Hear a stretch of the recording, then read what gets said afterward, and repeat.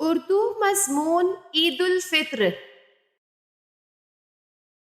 عید الفطر رمضان کے 30 روزے رکھنے کے بعد چاند دیکھ کر عید الفطر منائی جاتی ہے۔ عید الفطر صحیح معنوں میں روزے رکھنے والوں کے لیے ہوتی ہے، کیونکہ جو مسلمان روزے رکھتے ہیں اسی کی خوشی میں عید منائی جاتی ہے۔ عید الفطر کی نماز صبح 10 بجے سے پہلے عیدگاہ اور مسجدوں میں ادا کی جاتی ہے۔